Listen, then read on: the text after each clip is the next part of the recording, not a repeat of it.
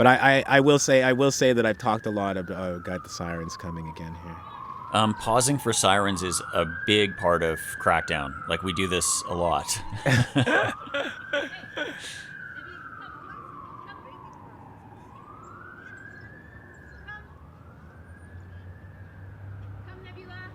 Nebula. The dog is named Nebula. You heard that Yeah. too. I'm not sure if it's. I was like, is that the kid's name or the dog's name? I think it's the dog.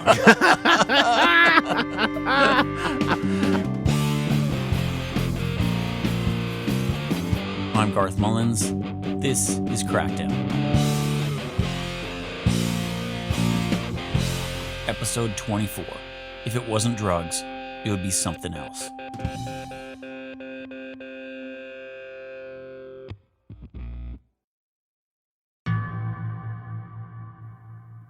On May 25th, 2020, Minneapolis police officer Derek Chauvin killed George Floyd.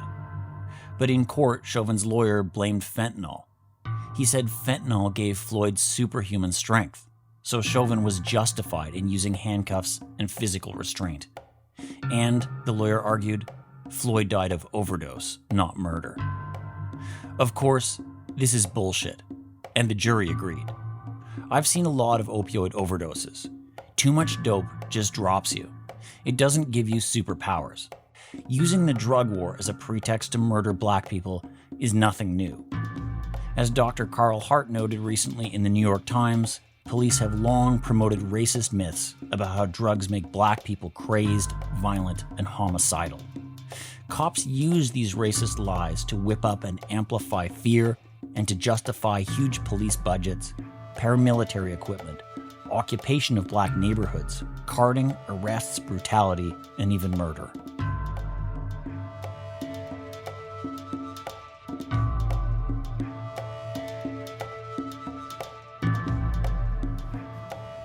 Could you introduce yourself?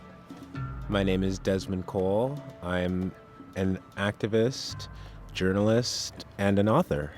Desmond Cole is the author of a best-selling book called This Skin We're In, A Year of Black Resistance and Power. He's been a leading activist against carding and police brutality. I wanted to talk to Desmond about how the drug war fits into the bigger story of police violence against black communities in Canada. And thank you. Since the pandemic is happening, we're outside. Could you explain where we are? We're sitting in a park near where I live, and we're in a community garden inside that park. There are dogs walking their owners. There are people playing basketball and tennis, and it's a pleasant day. Okay, cool. Can you tell me about how you kind of got introduced to harm reduction and drug user activism? Yeah, I came to Toronto in 2004. I had recently dropped out of university at Queen's, and I really didn't know where my life was going anymore. And I moved to Toronto just thinking it would be easier to make it here. Mm-hmm. And I fell on some really, really difficult times. Desmond was homeless on and off for a couple years, sleeping outside and in shelters. He started going to a harm reduction drop-in place in downtown Toronto, a place called YouthLink. You can get a hot shower or something to eat. There were workshops and education programs. You could see a nurse or even get legal advice. At the beginning, Desmond went there just to get a cup of coffee and read the newspaper. And I found this to be really helpful. And it ended up that I got a part-time job working at this harm reduction facility. And so we gave out clean needles, crack pipes, we gave out condoms, dental dams, we did harm reduction trainings, we did safer sex trainings. And this became part of my world. And they were just doing that because people needed that service and they knew that they could provide it. And it didn't matter if the government was sanctioning it or not. And that was my introduction to, is that the first syringes I was ever given as a teenager were given to me by someone who was risking arrest for doing it. You know, the first interactions I had with harm reduction were that this is a sort of an insurgent community grassroots effort. And then as the years go by, it becomes sort of more professionalized and institutionalized and white. You know, I think that the institutionalization of these things it's about money. And so what we see in a city like Toronto is that we have social service agencies out here who need to have their share of the pie. They need to be able to get funding, and in order to get their funding, they need to be able to basically say, we're saving people's lives in the communities. So when harm reduction was criminalized, it didn't matter about saving lives because that kind of behavior was seen as encouraging drug use, as encouraging illicit behavior in our communities. And so it wasn't sanctioned. Giving out condoms was encouraging sex work, and so it wasn't sanctioned.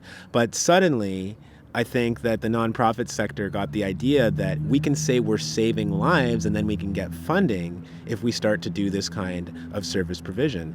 But it always comes with strings attached when institutions get involved, and that's something that I have definitely noticed. So I worked at a harm reduction facility where our door was literally always open when the facility was open.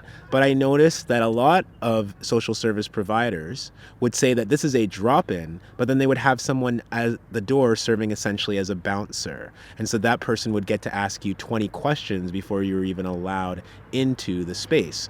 They want to make sure that the people that they're helping are the so-called right people, are the worthy people. They don't want to give service provision and harm reduction supports to just anyone. They want to be able to tell a funder, we got that person off the street. Right. We got that person off of drugs or alcohol, and therefore the money that you have given us is justified and we need more of it. And so I think that there is a huge problem with the professionalizing of this kind of help, and that actually peer-to-peer, like person-to-person support, giving people the things that they need, is the most effective way to do this. But come on, beyond all that, people need a friggin' house to live in. They don't need to be moralized to somebody about their drug use. They need running water. They need the things that everyone else needs in order to survive before we even start talking about service provision. How are you supposed to provide services to somebody who can't take a shower, who can't eat regular meals, who is diabetic but is not getting support for that? I mean, this is the most fucked up thing about this, the overdose crisis, is that so much of the work seems to be around not dying. Like, this is like I have ideas about changing the whole world, but not dying is a very small demand. It's just like it is. We have been like worn down to the tiniest nub of the front of this, and like remembering all the other parts that come with that. I don't know. It's sometimes hard in the storm of fatalities that we have. I was speaking to somebody from the Encampment Support Network here in Toronto yesterday, and this individual told me, I've lost so many friends to the streets in the last 20 years. I've lost so many friends to this opioid crisis that I don't have time to mourn anymore. He said, I don't have time to grieve. And I really had to pause and sit with that. Like, what does that mean? All of these people, individuals, spirits, life forces, people who in this world affect other people. And when they're gone, we don't even have the time and the energy to mourn their loss, to honor what it meant that they were alive. Because the war is so all-consuming and so perpetual that people just go on. And what does that mean for people who are at the front lines of this? What does it mean for drug users who take it upon themselves to try and provide relief for themselves and for other peoples, but don't have time to take care of themselves because this work is so daunting and there's so much stigma and so much judgment attached to all of these conversations? That's something that I think about and I don't have an answer for, except to say that, we all have a responsibility to remove this level of judgment that we believe that we're making and actually look at the toll that this is taking on human life. Like, it's painful. It's painful, and it's too much for the individuals who are so engaged trying to help and trying to support to bear on their own. And it's not their responsibility, quite frankly, to do so. I don't know what we do either. Like, we have this practice of trying to hold memorials for the drug user group members that we lose. And the walls of Vandu are full of pictures of people who are gone. Like, that's what's in that organization now. And so, like, we're all the time organizing memorials. And last year, we lost so many people that we had to do it all at once. We had a big demonstration in March, and then like an hour or so of just different people coming up to the mic and eulogizing people. You know, and on the podcast, I find myself saying goodbye to people in the credits or at the back half or something, because I don't know kind of how else to do it. Otherwise, we'd be doing, every episode would be sort of about somebody's life. And I've thought maybe that's what we need to pivot to. Maybe that's what this is. But I definitely don't have an answer to that. I know that social movements have faced like just waves of destruction before. You know, I think about ACT UP from what was happening to them in the 80s. But I still don't understand how people, maybe you just survive. I don't know what happens, but I'm with you. I don't know either, you know. Well, but I think this is where we need to be able to imagine something that is not this hell that we're quite frankly all living.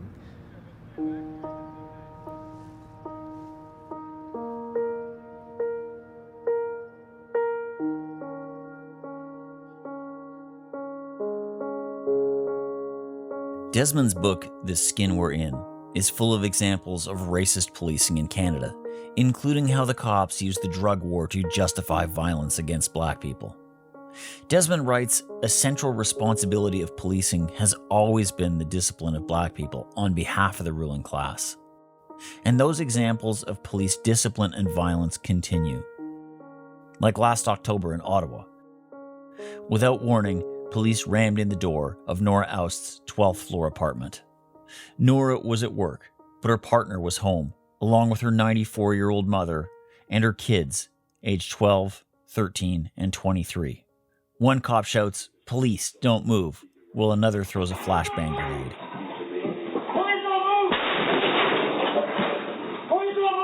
The grenade explodes in a flash of light and smoke begins to fill the apartment. 8 officers in SWAT gear storm into the flat, pointing guns. Canadian cops call this a dynamic entry, and it killed Nora's son. He didn't have time to live. He didn't have time to live. He didn't have time to know life. He was a kid.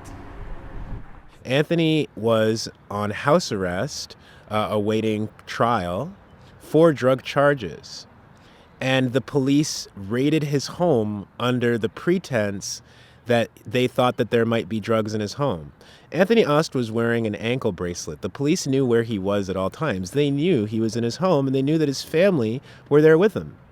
There was no reason for them to bust in, kick down the door, throw smoke grenades, arrest other members of his family. But that is what they did, and Anthony fell out of the window of the apartment and died. When your pretext is that a black person is using drugs or is in possession of drugs or maybe selling drugs, then you're justifying as the police saying we can use any level of force against that person, including lethal force, that they don't have to be engaging in something that is in that moment harmful to themselves or to another person. It is merely suspicion of a connection between a black person and drugs that enables us to go SWAT team style. And this is what they call a no-knock warrant in the United States. This is how Breonna Taylor was murdered inside of her own house. And that's what happened to Anthony Aust as well. But we see that these things are used as a pretext. The same thing happened to Chantel Krupka in Peel region in Mississauga. A Mississauga mother says she was shot on the front porch of her suburban home after being tasered by Peel police officers. He pulled out the taser when he told my partner to go inside. He said, go inside, and then immediately tased him. He gave him a command and didn't even give him opportunity to follow through. Then he pointed the same taser at me as I was running from him and hit me in my back. I'm running from you. How am I a threat? It didn't stop there. Krupka says the impact of the taser forced her to fall down and catch her breath, but then she remembered her partner had been tasered as well. She put her hand out to reach for him, to see if he was okay. Krupka was shot in her lower abdomen and has a fracture in her right hip. She's been recovering after multiple surgeries. She was shot by a Peel Regional Police officer, and after she was shot, they entered her home without her permission. They searched it and found marijuana. And then they said that she and her partner were trafficking. So they shot this woman and nearly killed her. And then after they shot her, said, well, what can we use to justify our violence against this black woman? And she survived to tell her story and has been a fierce advocate fighting with Malton People's Movement for other people in that region that have been harmed by the Peel police. They took an oath to protect people, and instead they're out here killing us. I'm very lucky to be alive. We know Uncle Jazz is not here today because of these people. We know that DeAndre Campbell, justice for Jazz. We know DeAndre Campbell, Jamal Francis. We could go on. Regis. We could go on and on and on with the names, and it needs to stop. This is how the state justifies its violence against black people. But we already know that if it wasn't drugs, it would be something else. So I want to make that clear, is that these stereotypes do serve to create a narrative of black criminality that then justifies the violence. But if it wasn't drugs, it would be something else. It would that we were threatening. We raised our arms too quickly when the police were around us. We talked back. We didn't answer the questions properly. We answered too many questions. There will always be a pretext if it's not drugs. A lot of the harms that we see, are coming from policing and the way that the drug war is policed. And there was something that kind of struck me in your book. You talked about the concept of white supremacist improv, and I'll just quote here for a second. You say white supremacy encourages the people it benefits to create their own parallel universe, their own facts and explanations about the existence and prevalence of racism. And can you see the ideas about black communities and drugs in the white imagination in the policing? Like, black and white people use drugs around the same rate, but drug war policing lands on black communities really differently. I mean, this is our history. And of course, it is not restricted to black people. Stereotypes have been made about Asian people using opium, about black and indigenous people smoking weed and drinking. These stereotypes created by white settlers to justify their position of dominance are across the spectrum of all those immigrants who have found their way to what we call Canada, as well as the indigenous peoples who were here before this place was ever called Canada. It is not an accident. It is not an accident that these kinds of stereotypes exist, and they're extremely effective because they allow you to justify criminalizing people and doing things like, we had a police chief here when I had first come to Toronto named Julian Fantino. Mm-hmm. And Julian Fantino, under his watch, the police, obviously continued their reign of terror against black communities. But what Fantino did was he tried to use statistics to justify these things. And he said that, we have statistics suggesting that black people are involved in, assaults, and they're involved in robberies, and they're involved in these crimes. And so if the police are stopping and harming them, it's their own fault because they're responding to the behavior that black people are engaging in. And one of the things that Julian Fantino was particularly hard about, of course, was drugs and marijuana. And Julian Fantino's police force put a lot of black people in this city in jail for simple possession of marijuana. And now Julian Fantino, having become a cabinet minister after police chief and then retiring from that form of public life, he's now actually part of a cannabis corporation. Hey, welcome back to Midas Letter Live. My guest this segment is Julian Fantino, my apologies. He's the CEO of Aleafia Health Inc. Julian, thanks for joining us today. My great pleasure, thank you. I feel like I should actually be still referring to you as chief, because you were formerly the chief of police of the City of Toronto. I was indeed. Tell me how you came to be the CEO of a company that advises people on consuming marijuana for medical reasons. There are always those that looked at a negative, but I feel that this particular area of trying to help people and the work that we're doing and the work that certainly I've been doing all my career makes me, I think, a good candidate for change. Sure. And we're doing good. Yeah, you bet. And let's focus on that. Julian Fantino has since left his weed job, but other former drug warriors are still at this kind of thing. Giorgio Mammoliti, a former city councillor in Toronto, a racist bigot like Fantino, who said that people in housing were like cockroaches that needed to be driven out.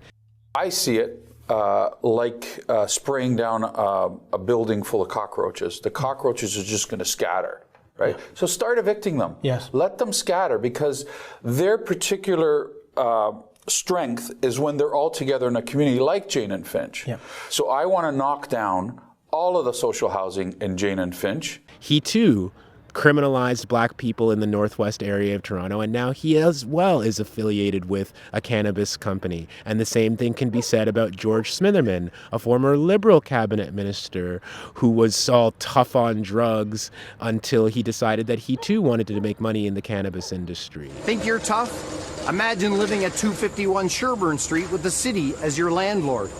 If getting to the front door meant fighting your way through drugs and crime, would you ever even leave your apartment? And so all these white men that I've just named to you, who were public officials and police officials, made other people's lives miserable and took away their freedoms in the name of the drug war. And now they are profiting directly from that war because Justin Trudeau decided to make cannabis so-called legal, while not erasing the criminal records of all of those who have suffered under this time.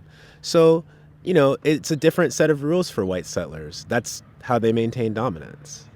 In the book you wrote, you said we should always pay extra attention to laws that contain the word safe and ask whose safety is being addressed. And Yes. I see this word safe all over the place here.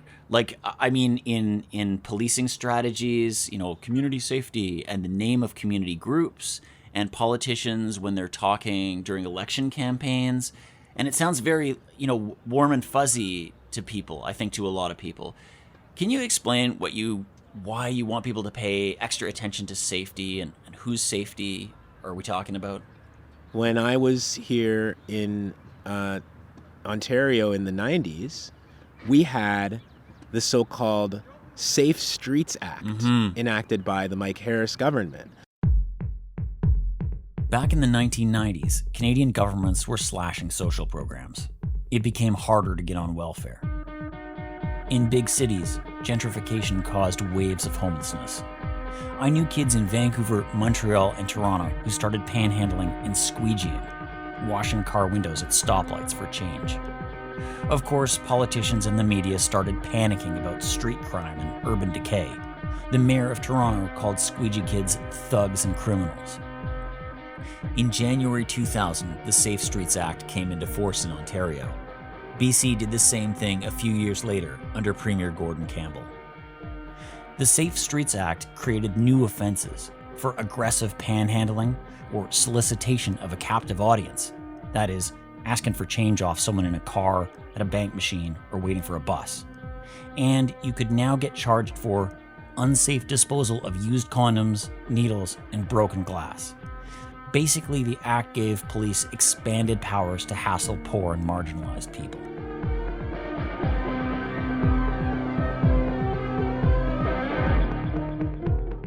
Well, so whose safety was the Safe Streets Act meant to preserve? Was it the people who are living on the street? No.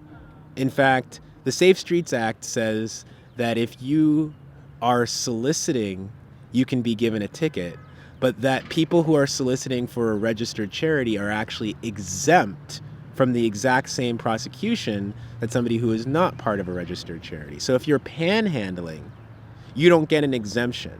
You're the threat to safety if you're a panhandler. But if you're registered with a nonprofit agency and you're standing in the middle of the sidewalk asking people for money, then you are exempt. So whose safety are we talking about? The police are not here to ensure everyone's safety. That is a mythology. That is a myth. The police are here to ensure the safety of the ruling class and their property. Period.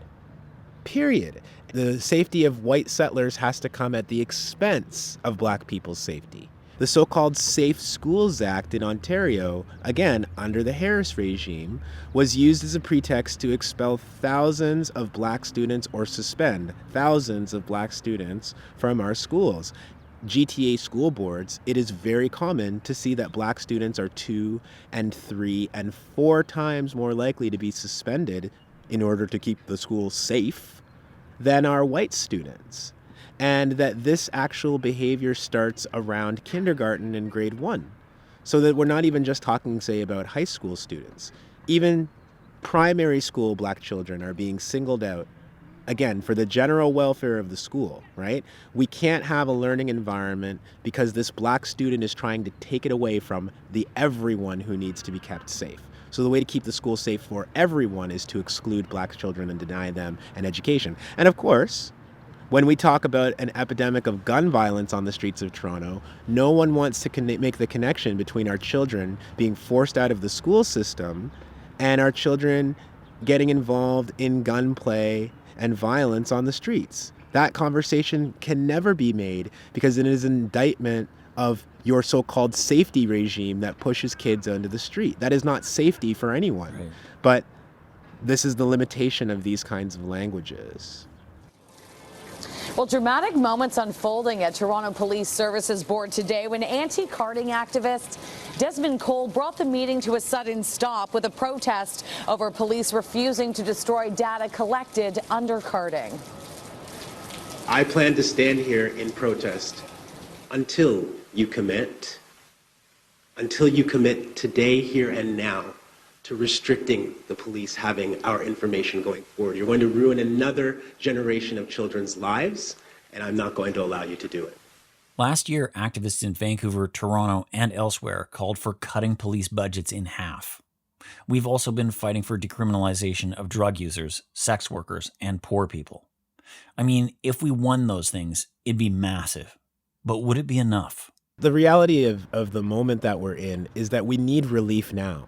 Right? And so, for example, in my city, after the huge uprisings for Black Life last summer, Black Lives Matter Toronto proposed cutting the police budget by at least 50%. They said that 50% reduction in policing immediately was their baseline.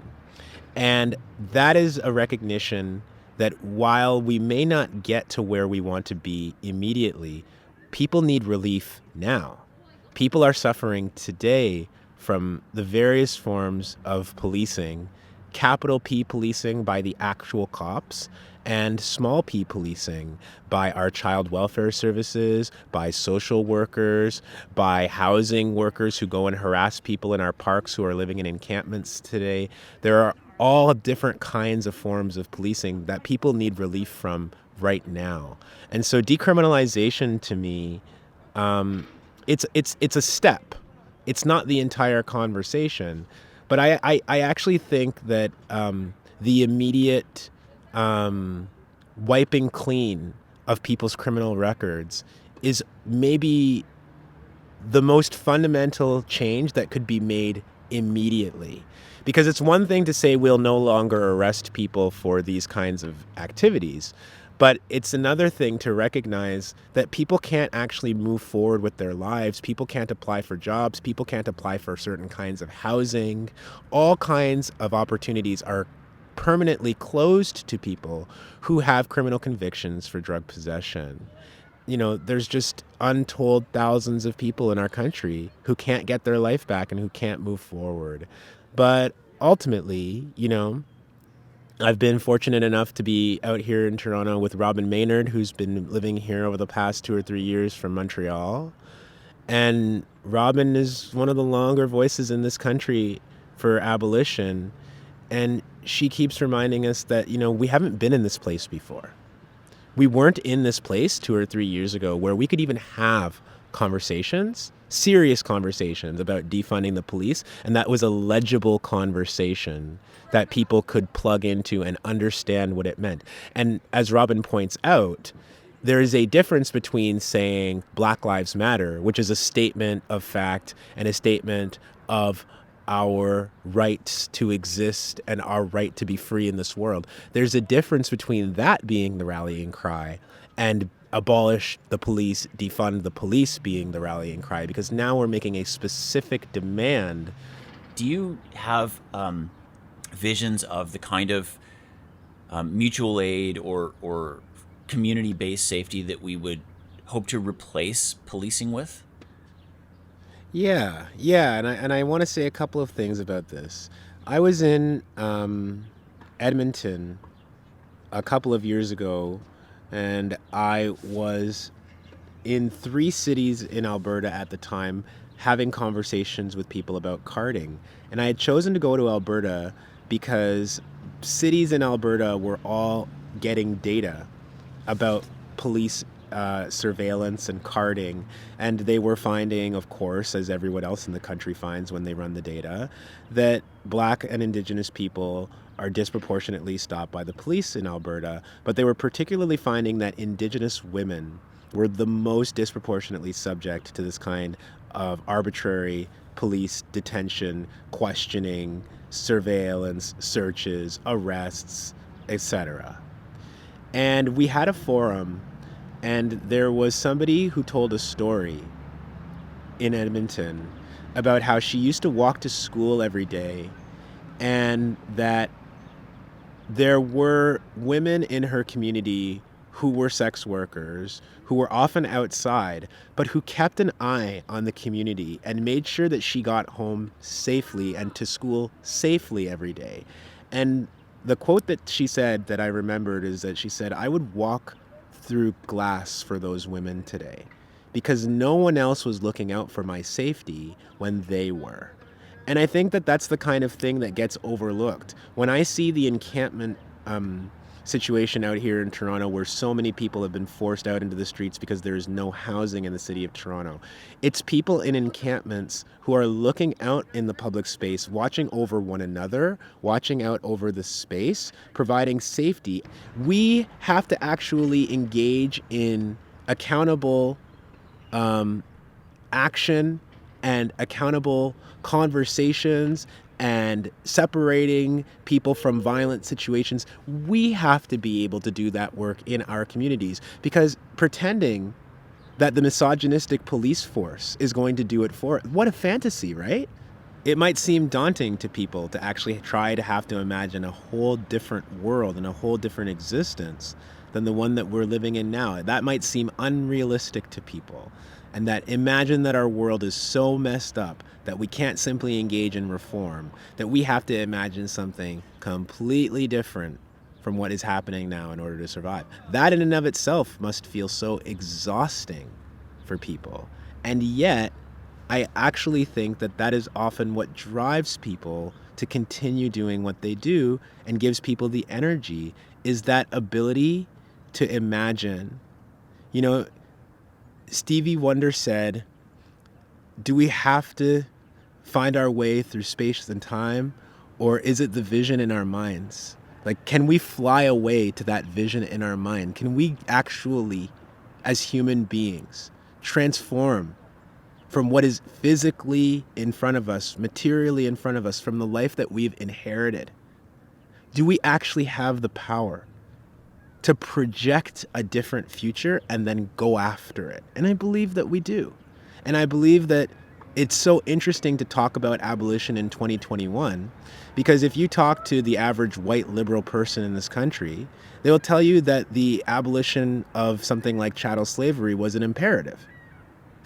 Obviously, Black people couldn't just go on living a life where they were considered as being the legal property of white folks, to be bred like cattle, to be in captivity from the moment they live to the moment they die, for their children to be born into captivity. Now, I'm quick to say that we have simply replaced that form of legalized slavery with other forms of legalized slavery, including our prison system. However, how is it that we in this era can say people were right to fight for abolition back then, but that there is no abolitionist future to fight for now? That the need to remake, to completely reorder is done. We're so modern now that we just have to tweak this hellhole that we're living in, and one day it will be better. No, we need to actually be able to wake up in the morning and to say there is a future so far beyond what we're living. And this is where I think the teachings of Indigenous people who talk about 7 generations, who talk about looking into a future that we're never going to actually live in, that is anathema to capitalism, right? Capitalism is only interested in consuming for the here and now, even if it consumes what is under its very feet, destroys the soil under its very feet. That doesn't matter, because under capitalism there is no tomorrow. And so as daunting as it may seem for people, we do have to be able to project many generations into the future and try to consider what clean land, clean air, what clean water means, what different relations between human beings means, because that is our responsibility for those who are going to come after us. Life doesn't begin and end with our consumption today and tomorrow in this world. I think jumping forward to that vision and holding on to it is probably the only way history ever moves. You know, Thank you so much for spending the time today, Desmond. No problem. Yeah. It's a pleasure speaking with you, Garth. Thank you so much, and thank you for all the work that you're doing. Yeah, you too. Thanks for taking the time for us today and coming outside. Well, I guess it's nice there, so thanks. It's beautiful. It's a pleasure being out here. Okay, well, thank you so much, man. You take care. Yeah, you too. Talk soon. See you. Okay. Bye. Bye-bye. Next stop, Georgia Street. Crackdown is produced on the territories of the Musqueam, Squamish, and Tsleil-Waututh nations. I want to say goodbye to Kelly Jack. Kelly was an OG Jack's skate team punk. He had a leg infection and died in his sleep a few weeks ago. Absolute music, Kelly. Also, R.I.P. Frank. Frank was a fixture in East Vancouver for many years. My memories of overdosing are fuzzy, but I'm pretty sure it was Frank who was there, a calming presence, telling me what was going on and that everything was going to be okay. Thanks this month to Ali Graham for recording Desmond Cole in Toronto. Ali works on the podcast We Are Not the Virus. Give it a listen. Also, check out Desmond Cole's book, The Skin We're In, A Year of Black Resistance and Power. I really like the audiobook. You can find links and further readings at patreon.com/crackdownpod. While there, consider giving us a few bucks. It helps a lot.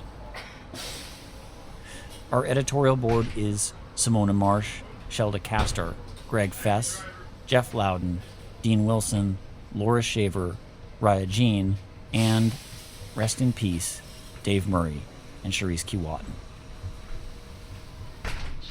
Today's episode was conceptualized, written, and produced by Sam Fenn, Lisa Hale, Alex Kim, Ryan McNeil, and me, Garth Mullins. Our original score for today's episode was written and performed by James Ash, Sam Fenn, Kai Paulson, and I. Thanks for listening. Be safe, and keep 6.